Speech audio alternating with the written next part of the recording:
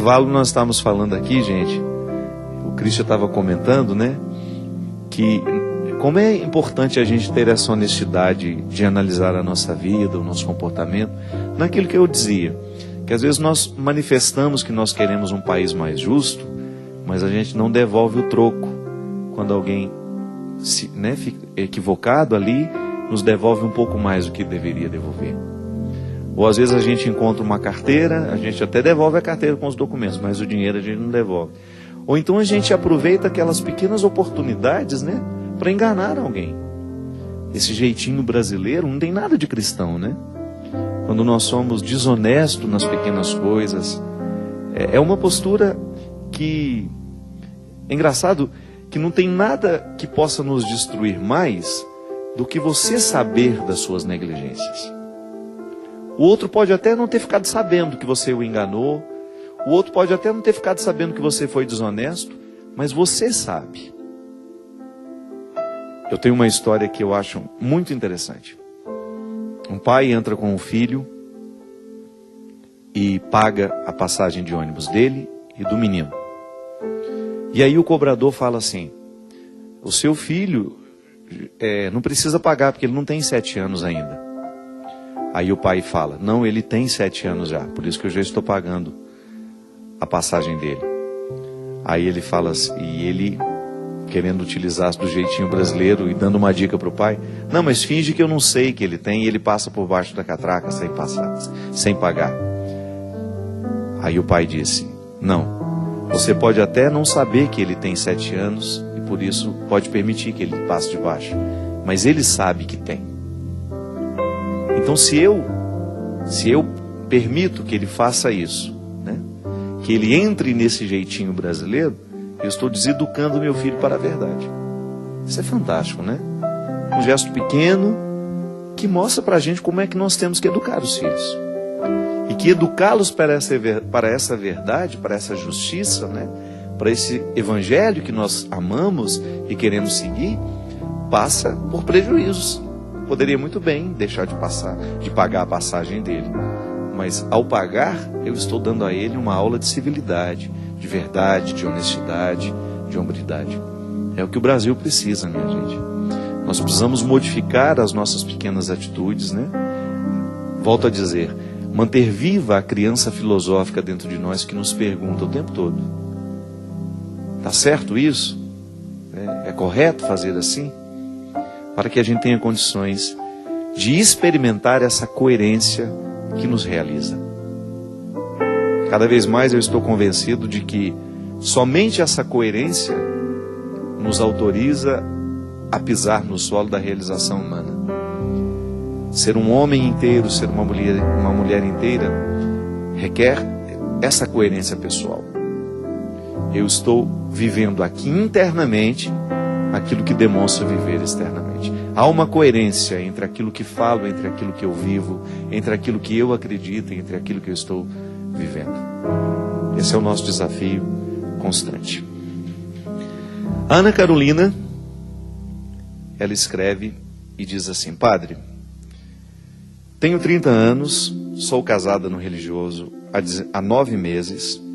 Eu estou passando por um momento de muita dificuldade no meu matrimônio, pois eu não tenho vontade para o sexo, padre. Essa falta de vontade começou aproximadamente... Ela não especificou aqui, um pouco confusa a maneira como ela escreveu. E nós namoramos 11 anos e ficamos 1 ano noivos. Ele tem 34 anos, é um excelente marido, com muitas qualidades, é uma ótima pessoa. E ele me cobra bastante quando o assunto é sexo. Eu gostaria muito de uma orientação, pois eu o amo muito e gostaria que o meu casamento não terminasse.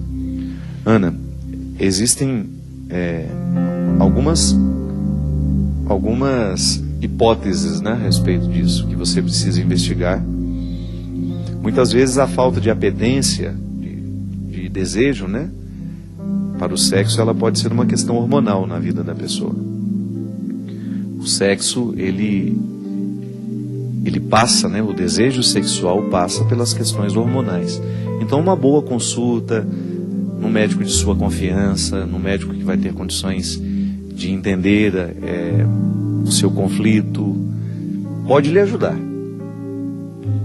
Esse desempenho sexual, né, que muitas vezes é exigido da mulher, também pode gerar uma outra questão, que pode não ser o hormônio, mas é a própria maneira mecânica como o sexo é experimentado.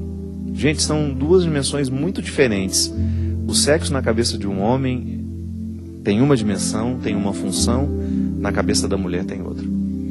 E o bom casamento é quando o casal consegue falar dessas duas perspectivas e conseguem harmonizar, então, a maneira como viverão essa sexualidade. A mulher tem um contexto muito mais amplo da sua dimensão sexual. O sexo para a mulher passa muito mais pelo carinho, pelo afeto, né? O homem não, o homem é mais prático. Então, isso também pode gerar um desinteresse da mulher. E é por isso que você precisa analisar, junto com seu esposo, o porquê, de repente, desse desinteresse.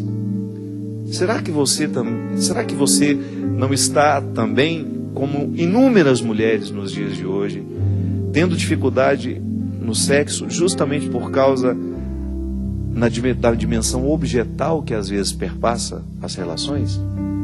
O que é a dimensão objetal? É quando alguém dentro dessa relação sexual está ocupando quase que um papel de objeto. E se o casal se ama, minha gente, essa crise pode ser superada. Volto a dizer, num primeiro momento, compreendendo que pode ser uma disfunção hormonal, que precisa de tratamento médico, de um acompanhamento médico, um bom exame de saúde, né?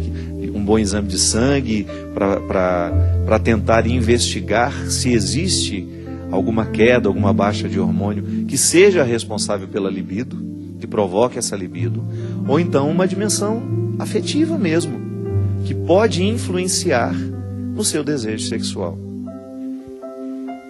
Os casais precisam ficar muito atentos a tudo isso, né? Porque o sexo faz parte do casamento, ele é, sem dúvida, um fator importantíssimo para a vida do casal, mas ele é a consequência de uma vida amorosa, que é muito mais do que uma relação genital. Às vezes nós precisamos até distinguir isso, né? O que é a relação sexual e o que é a relação genital. A relação sexual, ela não é apenas uma relação genital. Você pode ter muito bem uma relação genital sem ter tido uma relação sexual. Porque a relação sexual, ela abrange todas as dimensões afetivas da pessoa.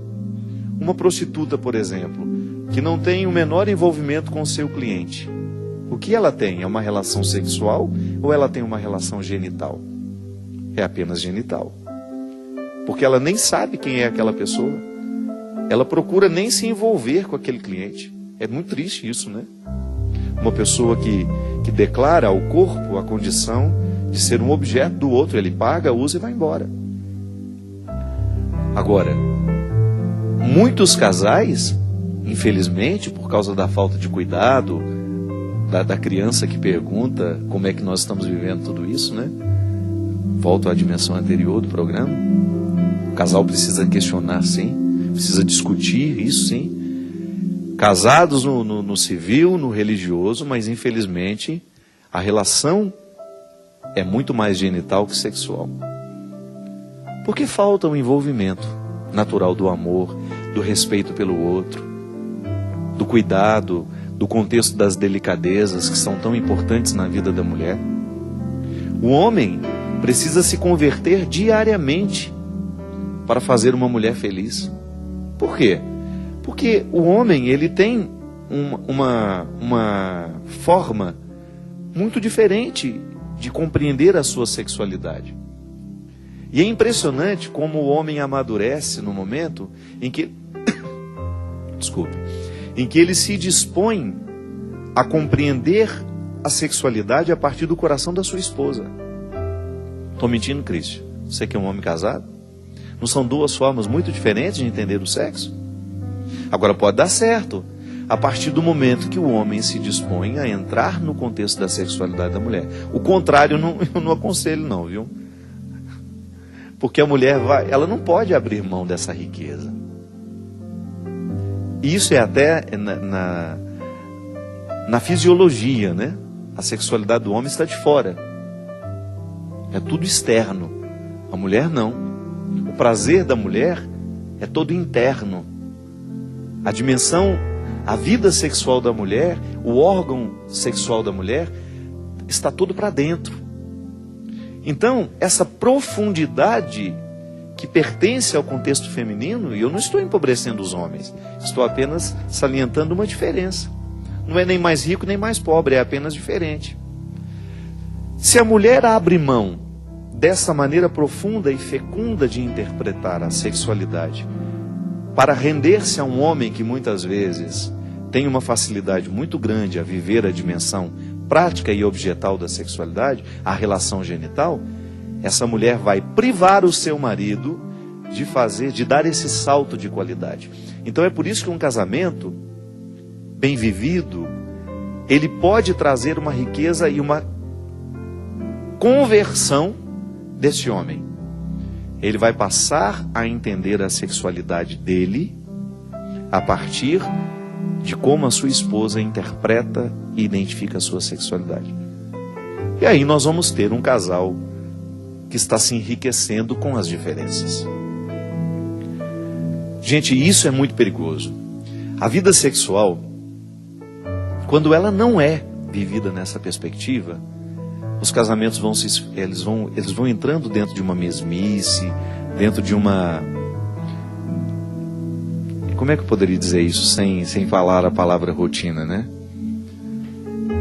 É dentro de um contexto de mesmice.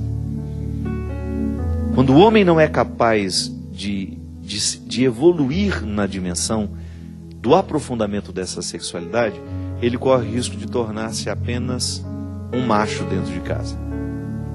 Ou então nem isso. Porque ele não foi capaz de se interessar por compreender a sexualidade da mulher e enriquecer a sua, ele acaba ficando indiferente a tudo isso. E aí nós também temos o outro lado da moeda, que é a falta de interesse sexual de ambas as partes. E você precisa entender que o casamento, ele carece dessa dimensão sexual. Você não é irmãozinho da sua esposa. Você não é o pai da sua esposa. Você precisa continuar o papel de ser o sedutor. É tão interessante o processo da sedução dentro de um casal que já viveu tanto tempo juntos e que ainda hoje conseguem preservar essa sedução bonita, saudável, de serem desejáveis uns aos outros, né? Por quê? Porque conseguiram descobrir a pedra preciosa que é a sexualidade. E aí é tão lamentável, né, que os nossos filhos descubram a sexualidade a partir da vida genital. Os nossos adolescentes ainda ouvindo uma pessoa, vindo para o programa, ouvindo uma pessoa falar justamente disso. De uma adolescente que de repente esqueceu do valor que tem e assumiu um comportamento altamente destrutivo. E por onde ela manifestou? Através de qual via ela demonstrou esse processo autodestrutivo? A sexualidade. A sexualidade, minha gente, é uma porta fácil para a destruição de uma pessoa. Por quê? Porque eu não sei se tem uma coisa que possa nos fazer sentir pior do que um sexo mal vivido, mal experimentado, mal direcionado. Uma vida sexual que não é refletida, que é vivida de qualquer forma, ela causa um déficit, um prejuízo tão sério para uma pessoa, que ao longo prazo, né, a pessoa vai vivendo aquilo, vai sendo objeto sempre, objeto de um hoje, objeto de um amanhã, e infelizmente a nossa juventude, essa mesma que protesta muitas vezes com muita honestidade as questões políticas do país, estão sendo muito negligentes com a sua afetividade, com a sua sexualidade. Quando você vê essas festas que duram 3, 4 dias, onde as pessoas embriagadas esquecem até quem são, e o corpo do outro torna-se um lugar de prazer, de satisfação. Não pode ser feliz uma pessoa que opta por isso. Isso também é uma questão social, né? Eu não me canso de falar disso. Ainda hoje, falando sobre essa questão, porque as manifestações nos fizeram pensar numa série de coisas, né? E eu dei uma opinião hoje lá. Desde quando lançaram a Copa do Mundo no Brasil, eu não vi muita vantagem nisso. E já me explico. Não é que eu não queira a Copa no Brasil. Quero sim. Mas eu não sei se era momento de nós assumirmos essa Copa no Brasil com todas as despesas que ela nos renderia. O Brasil está vivendo um momento de desenvolvimento, de crescimento. Estava no momento em que ele assumiu essa Copa. Mas nós ainda não estávamos firmes, solidificados. Nós ainda não tínhamos as estruturas que nós precisávamos ter para que os estados pudessem gastar milhões e milhões e milhões de reais com estádios que depois talvez nem tenham utilidade para a população, que custarão muito na manutenção de tudo isso. Enquanto isso, nós não temos escolas, nós não temos hospitais, nós não temos estradas. E o pior, nós não temos dentro dos nossos bairros o verdadeiro incentivo ao esporte.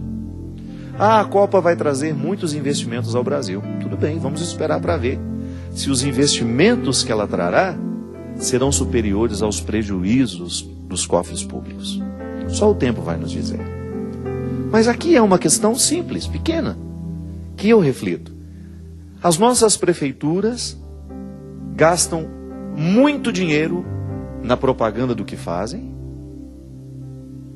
e não estão sanando o problema da juventude, que é justamente dar a ela um espaço, construir dentro dos bairros um centro esportivo, uma quadra onde o esporte possa ser ensinado desde pequena, para que essas crianças possam ter a oportunidade de criar uma saúde física e mental que lhes possibilite dizer não a esse processo de drogas e prostituição socializada que cresce a cada dia no Brasil. Gente, isso é muito sério. Volto a dizer, eu não sou contra a Copa do Mundo.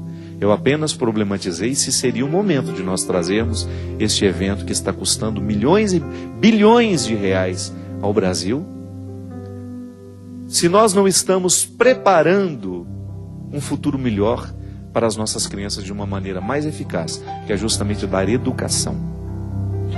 Ajudar esse ser humano a estar fortalecido para ele ter condições de dizer não a tudo aquilo que lhe destrói.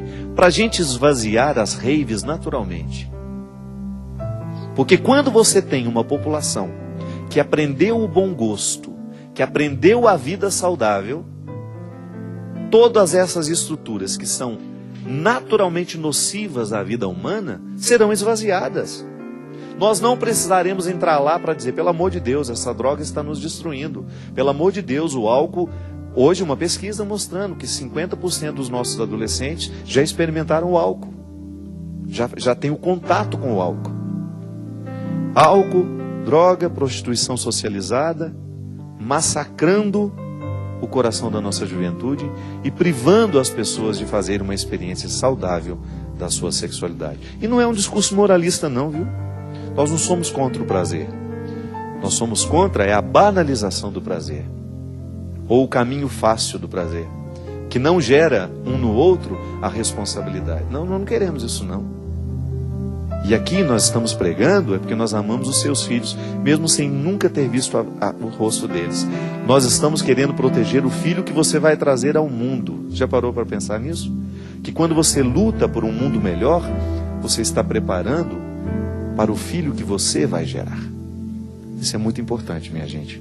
É você identificar que a luta, que a manifestação que você realiza hoje está preparando o mundo para o filho que você ainda não gerou. É uma forma que você tem de fazer o reino de Deus acontecer. Isso é uma forma que você tem de apressar o reino de Deus para que ele nos chegue, para que ele faça ser novas todas as coisas. Obrigado pelo carinho, pela companhia, e até a semana que vem, se Deus quiser. Abençoe-nos o Deus Todo-Poderoso, Pai, Filho e Espírito Santo. Amém.